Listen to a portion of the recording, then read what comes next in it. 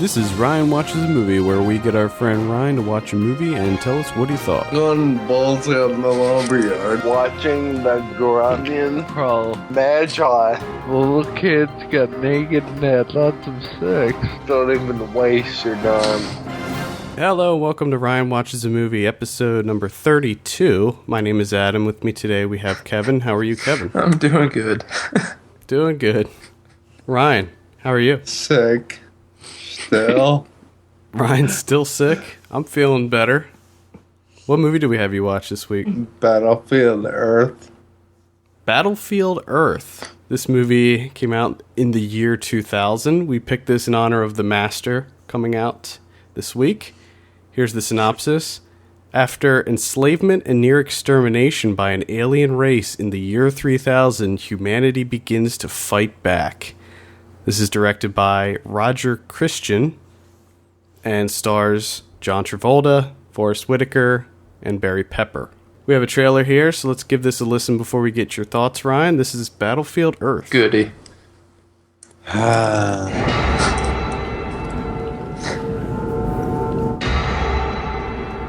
When we attacked your planet, all your soldiers and all their advanced technology could only put up a measly 9-minute fight before they were exterminated. Which is why man is an endangered species.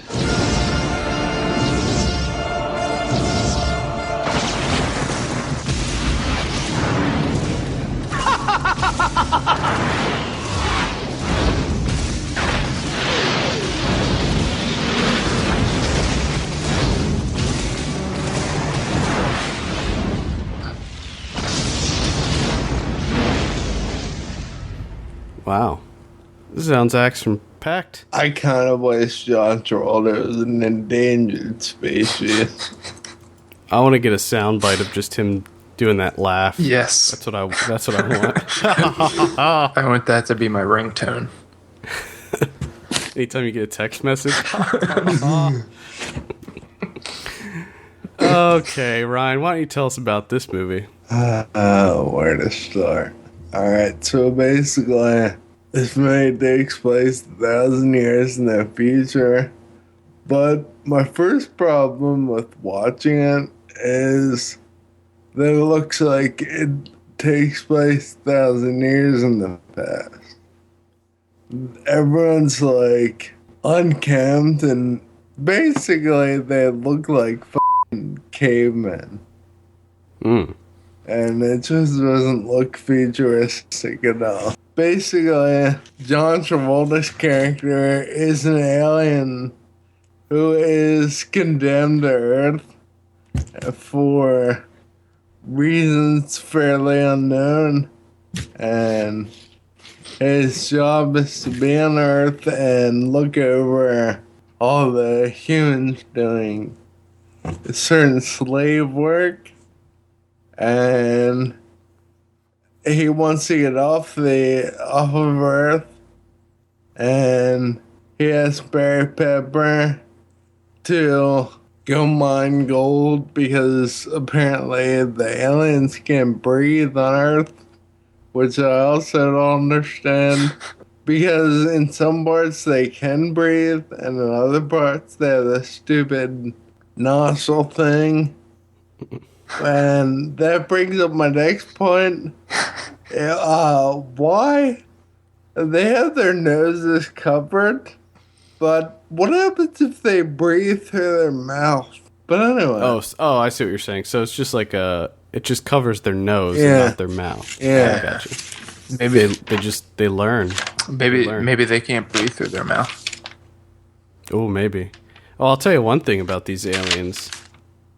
They have some pretty sweet goatees and dreadlocks. They're some pretty sweet. I don't know. I'm like Is someone doing their taxes? I think Ryan's doing his taxes while we're doing this. It sounds like you have a book of notes on this movie. No, I just have... And you're paging through a book of notes. Do you have a trapper keeper full of notes on this movie? I do not have a trapper keeper. All my trapper keepers are broken. I'll buy you a new one. All right. No, go to Kickstarter for that. Yeah. The other thing I'm noticing here is they have some pretty sweet names. Like John Travolta's character's name's Turl, and Barry Pepper's name is Johnny Goodboy Tyler. Forrest Whitaker is Kerr. Forrest Whitaker makes me laugh just looking at him. Now, I guess I should preface for anybody that doesn't know why we picked this in honor of the Master. The Master is loosely based on the life of L. Ron Hubbard, the creator of Scientology, and this movie is based on a book by L. Ron Hubbard.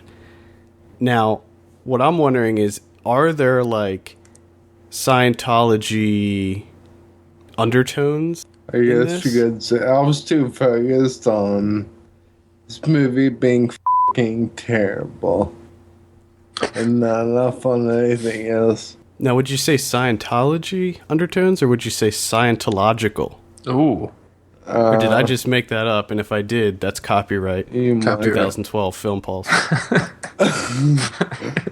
Scientological. I'm not sure what that means. This got a 2% on Rotten Tomatoes. Ooh. Someone actually liked it. It's highly regarded as one of the worst films ever made. It lost a boatload of money at the box office. I believe that it was we talked about it yesterday, Ryan. It lost something like $100 million or something. It was like 120 million was the budget. It made like 29 million. Yeah, so it's like 100 million, I believe. Lost a ton of money. Nobody went to see it. Critics panned it. Everybody hated it. It's because it was fucking awful. And I think that this was right around the time that Travolta was making his big comeback, too. And I think that this probably really hurt his comeback. Oh, I'm sure it did. Now, is he a pretty major part of this movie? Is he in a lot of it? Yeah. He is? Man, I was wondering he's not like the main focus, but he's in a good deal. I was wondering if it was one of those deals where he was only in it like a little bit and then they just put him on the cover because he's the biggest name. Oh no, him and Forrest Whitaker share a few laughs in this movie. So it's a chuckle fest? Sort of. It looks like a fun romp. Between those two, yeah. So this is directed by Roger Christian, who is an Academy Award-winning person, not director. He won for set decoration on the Star Wars films. Yeah, I think he actually worked closely with George Lucas. I have here, like, I'm looking at the Wikipedia page, and it says they initially approached Quentin Tarantino to direct the film. Wow. We probably just laughed at him and said, You just get the out of here. Get out of here with that. Why would they even I don't know. bother? Do they really think he would have said yes? I would hope not. Sign me up for that. It's probably one of those things where, you know, this rumor that was floating around a couple weeks ago about Ben Affleck directing the Justice League movie. Yeah, it's probably one of those deals where Quentin Tarantino heard about this ridiculous movie and said, you know what, I think that'd be a funny read. Hook me up with a script.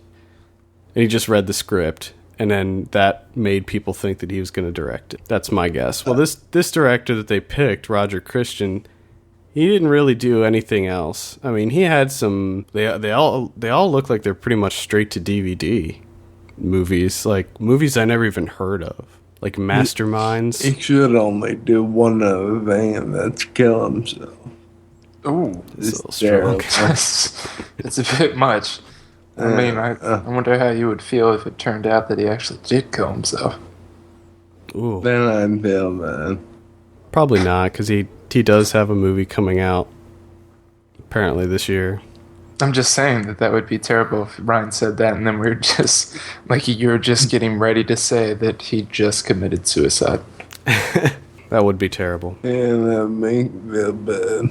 Okay, so apparently The people didn't look good. They looked like cavemen. They looked ridiculous. Like I This said is- before, I watched just scenes of it because it looked so terrible, and they're so ridiculous looking. It's like a joke. I would laugh anytime I saw Travolta or Forrest Whitaker. Yeah, I'm looking at some stills right now. They do look pretty ridiculous. The set is awful. The decoration is awful. The CG is awful. The acting is awful. Everything about this movie is awful. And I just read something else here that would make me hate this movie more than anything in the world, because I hate this more than anything in the world, is apparently it has an overuse of tilted camera angles. Would you agree with that, Ryan? Yeah. Oh, that's awful. Not a big fan of the tilt. I hate the tilt. I'm gonna go out on a limb here and say that this movie is an example of why every other country hates Western civilization. Because they see this shit, and they're like, oh, Americans have nothing better to do than make stupid shit for money. This has a Meta score of 9. No. 9 out of 100. Ooh, nice. Pretty rough. And I think we should also point out this is an award winner. It's won a shit ton of awards, spanning over years. Just unfortunately, they're all Razzie Awards. Yeah. But they have won a lot of awards. And not just in the year that it came out. They've won in 2005 and in 2010. Nice. Wow. They won, in 2001, it won Best Picture, or Worst Picture, Worst Director, Worst Screenplay, Worst Actor, Worst Supporting Actor, Actress, Worst Screen Couple, which was John Travolta and anyone sharing the screen with him. And in 2005, it won Worst Drama of our first 25 years. Oh my god. And then 2010, it won Worst Actor of the Decade and Worst Picture of the Decade. Or no, it was nominated for Worst Actor. Travolta didn't win. Unfortunately. Does it say who won? I don't know. I'm gonna look that up right now. This is also numbered 95 on the IMDb bottom 100. I'm gonna guess So out of- that I'm there. Out of all the movies in existence, this is the 95th worst. Do you want to know what the number 100 is on the worst? Yeah, Or I guess number 1. Oh, I guess number 1 is the worst. Yeah. Okay, and that's Titanic: The Legend Goes On. Yes. Oh no. Okay. John Travolta lost to Eddie Murphy for his roles in The Adventures of Pluto Nash, I Spy, Imagine That, Meet Dave, Norbit, and Showtime. Wow. Orbit. And on the IMDb bottom 100, this should be a good indication as to how good this movie, Battlefield Earth, is. Movies that are rated better than this movie include It's Pat, Troll,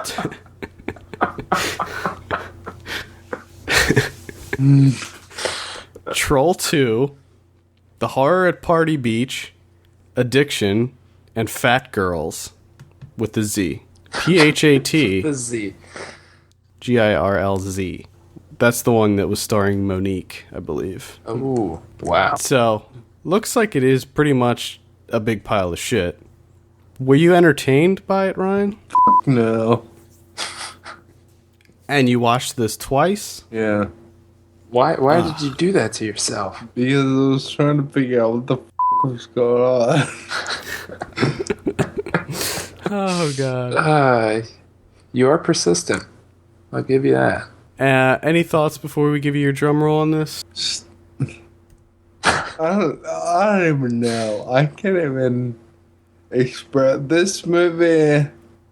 Alright, it's not as bad as Cat1, but it's damn near. It's not. So, better than Catwoman. Okay. Yeah, but that's really not saying much at all. I mean, how was... I like Barry Pepper. How was he in it? A dickhead. They were all dickheads. Does the movie actually have like a legit ending to it? Because I did read that This Yeah, is like the first wanna part know what of. the ending It was is? supposed to be 2 parts. Well, hold on. You get your phone call. Yeah. It's gonna ring like 5 times. Okay, we'll wait it. We'll wait it out. Well, you got to remember, Adam. He's a day trader. Man, He's you got wheeling the a, home office running full steam. he's wheeling and dealing, man. Alright. The ending is okay. Without giving too much away. Just give it away. Just Nobody spoil it. cares. No one's watching this damn thing. Basically, and then they get a Fort Knox, you get the gold for Travolta, bring the gold back, and they give the humans a fucking, like, Harrier jet and a spaceship, which they use to escape and blow the aliens' home world up. So basically, the aliens give the humans the resources to kill them.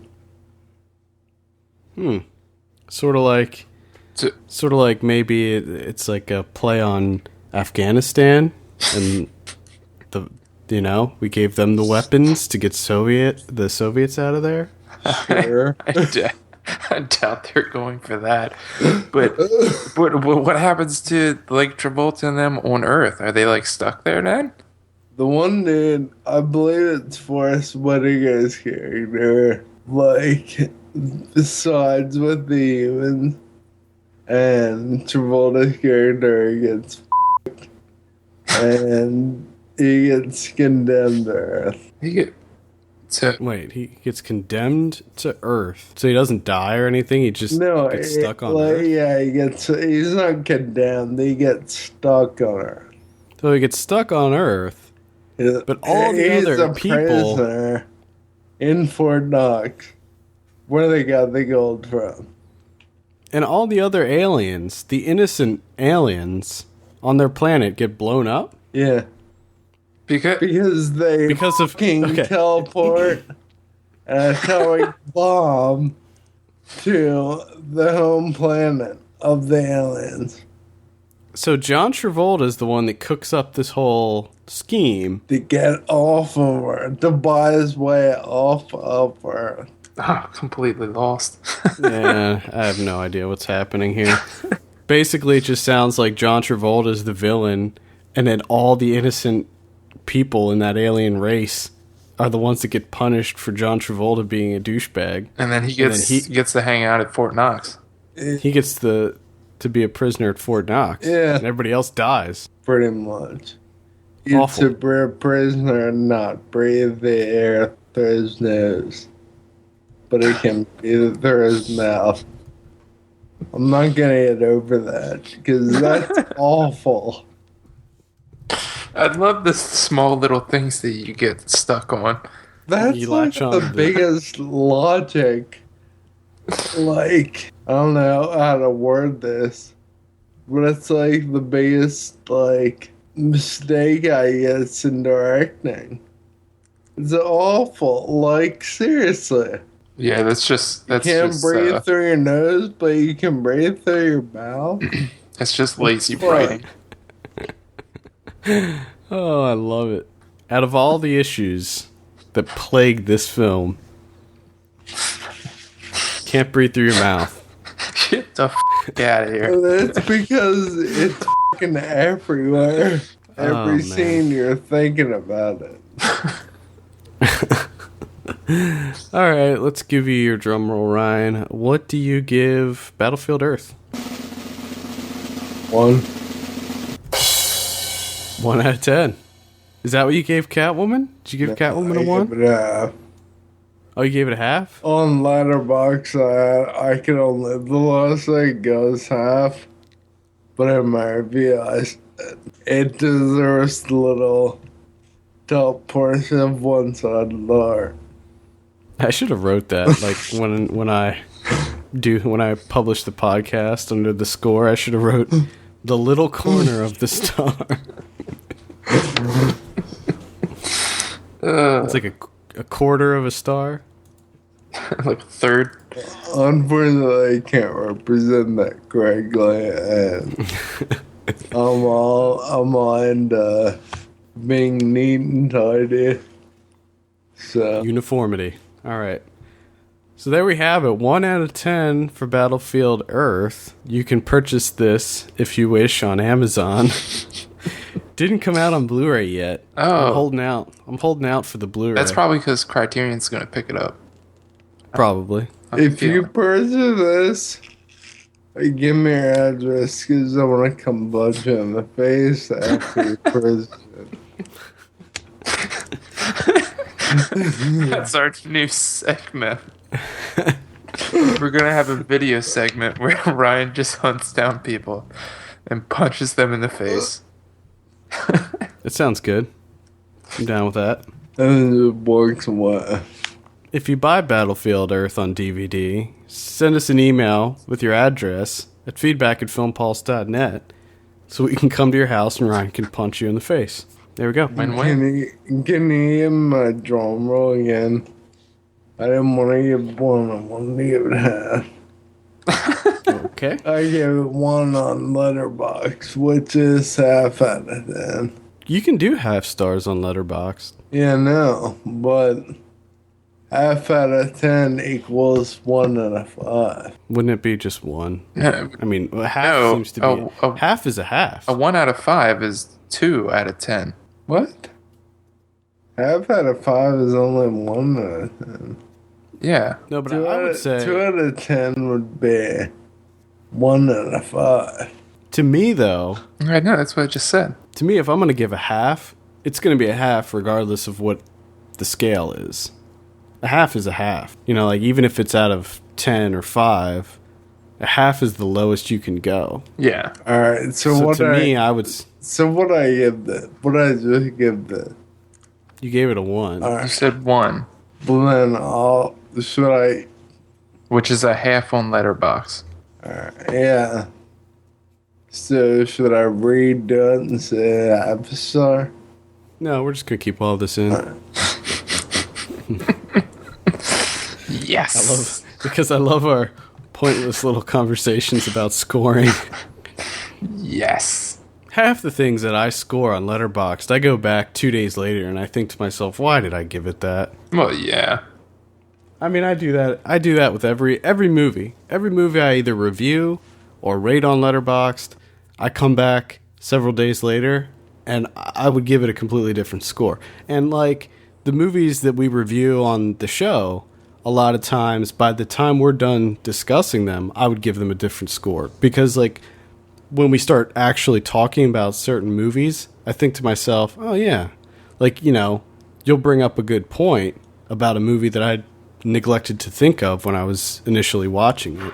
Oh, yeah. Yeah, it always changes once you start discussing it, because the same thing happens to me. You know, you'll bring up something, you'll be like, yeah, that was stupid. And then it sort of just eats at you, and I'm like, yeah, that was really dumb. Yeah. I'm just taking off wanna- a star. I just don't want to sound like an asshole on there. Oh, you already are. Yeah. Joe, you say, I love, this is the best part about you, Ryan. Is you say, I don't want to sound like an asshole when you're talking about scoring No, and stuff. I mean like But- a moron. As, Okay. But I was going to say, but you don't mind saying that you wish someone would kill themselves. No. That's perfectly man. fine. So this is still a 1 out of 10 for you, right? Just to make sure I know what's going on here. Yeah. I think that wraps it up. For all the latest film news and reviews, visit us at filmpulse.net, and we want to hear your feedback. Please send us an email at feedback@filmpulse.net or call our voicemail line at 850-391-6071. Also, please take a minute to rate us on iTunes. We appreciate that greatly. And make sure to hit the donate buttons down below. For filmpulse.net, my name is Adam. And I'm Kevin. Join us next week when we talk about compliance and Beyond the Black Rainbow. See you later.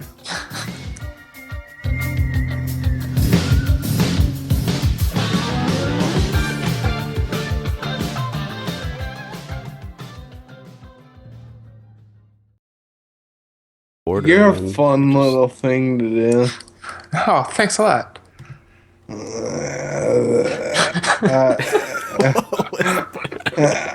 don't know how to respond to that. Oh, I'm so glad. I was recording that, by the way. I'm so glad because that's going at the end of the show. I love the fact that he's the one that says, "You're a fun little thing to do." And I say, "Thanks." And he goes, "I don't know how to respond to that." Because I wasn't expecting you to say thanks.